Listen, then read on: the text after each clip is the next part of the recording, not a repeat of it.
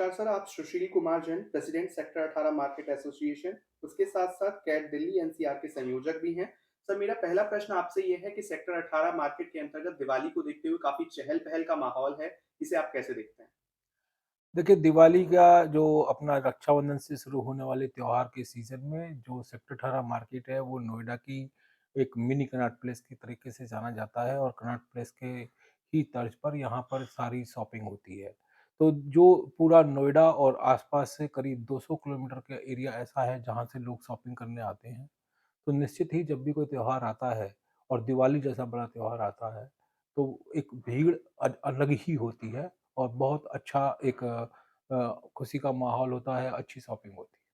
जी, इसके साथ-साथ सर हम देखते हैं कि काफ़ी तरीके की समस्याएँ जो हैं सेक्टर 18 मार्केट एसोसिएशन के सामने काफ़ी देखने को मिलती है। पार्किंग एक सबसे बड़ी समस्या जो कि सबके बीच हमें देखने को मिलती है। इसे आप किस तरीके से देखते हैं? साफ-सफाई की समस्याएँ और वहाँ पे कई बार ट्रैफ़िक को देखते हुए भी काफ़ी समस्याएँ का सामना करना पड़ता है।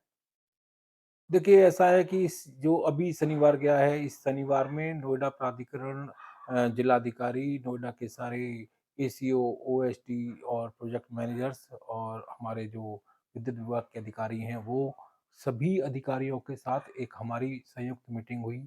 उस मीटिंग में हमने सेक्टर 18 से संबंधित करीब 25 इश्यू ऐसे थे जो कि ज्वलंत इश्यू हैं, उन्हें उनके सामने रखा।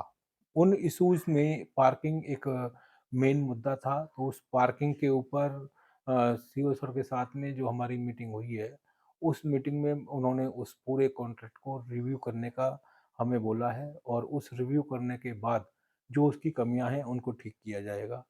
जो उसमें सबसे बड़ी समस्या है, रेट को लेके है, पार्किंग के जो तरीके हैं, नो पार्किंग चालान के, उसको लेके है।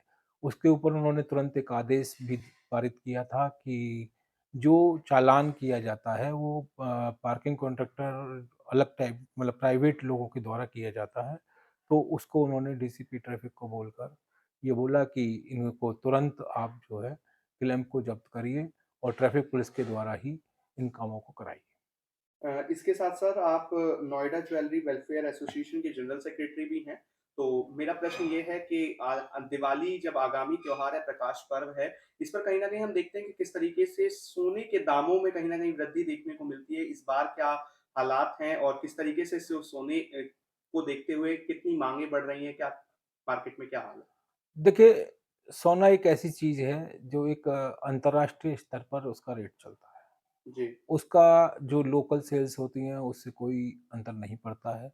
जो हमारे ऑल ओवर वर्ल्ड ग्लोबली कोई एक घटनाएँ घटती हैं, उनसे सोने के रेट पे बहुत बड़ा अंतर पड़ता है। जैसे कि अगर अभी की हम बात करें तो जो इज़राइल का युद्ध होने के बाद से, जी। जो इज़राइल ने अभी अटैक किया है, उसके बाद से सोने के रेट काफ़ी ऊपर पहुँच गए। उससे पहले सोने के रेट काफ़ी नीचे थे और अभी उसके बाद काफ़ी आगे आ गए हैं। दूसरी बात आपने जो की जो सेल्स की, तो जो अ, दिवाली आती है जब, तो धनतेरस के दिन गोल्ड लेने की एक परंपरा है। जी। उस दिन लगभग हर व्यक्ति जो थोड़ा भी अपने पास तो वो इन्वेस्टमेंट के रूप में पैसा रखता है, तो वो निश्चित ही कुछ ना कुछ गोल्ड या सिल्वर का कुछ ना कुछ खरीदता है। तो इस दिन हाईएस्ट सेल होती है जी, और आगे भी जो अभी माहौल चल रहा है इस फेस्टिवल सीज़न में, जी। बहुत अच्छी सेल होने के हमें पूरे-पूरे आसार दिखाई दे रहे हैं। जिस तरीके से बुकिंग्स आ रही हैं, जिस तरीके से कस्टमर मार्केट में आ रहा है, उससे लगता है कि जो पिछले सारे सेल्स हैं, उससे अच्छी सेल होगी। इसके साथ-साथ सर नोएडा या फिर मैं एनसीआर की यदि बात करूँ तो सेक्टर 18 अपने आप में एक विशेष रूप से जाने वाला मतलब जगह है जहाँ पर तमाम लोग मुझे लगता है कि सबसे ज़्यादा भीड़ वाला क्षेत्र भी कहीं न कहीं सेक्टर 18 है। तो इतना पॉपुलर होने के साथ-साथ काफ़ी समस्याएँ भी वहाँ पर हैं। इसको आप कैसे देखते हैं? क्या ध्यान देने की ज़रूरत है या क्या लगता है?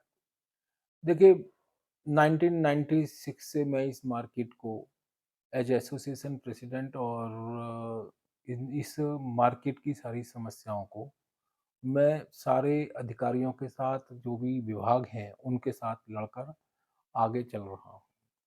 तो क्योंकि हम इस मार्केट को स्टार्ट करने वाले हैं, तो हमें यहाँ की समस्याएँ और जो भी यहाँ का बढ़ाव होना है, जो भी यहाँ का डेवलपमेंट होना है, उसको लेकर चिंता रहती है। तो उस चिंता को हम समय-समय पर कैसे उसका हल निकले, उसके लिए हम काम करते हैं। मैं ये समझता हूँ कि पिछले 26 साल में अगर देखा जाए तो इस मार्केट ने बहुत तरक्की की है। जी, यहाँ बहुत काम हुए हैं, जी, अथॉरिटी ने पूरा साथ दिया है और एक बहुत अच्छे तरीके से यहाँ पे डेवलपमेंट के काम किए गए।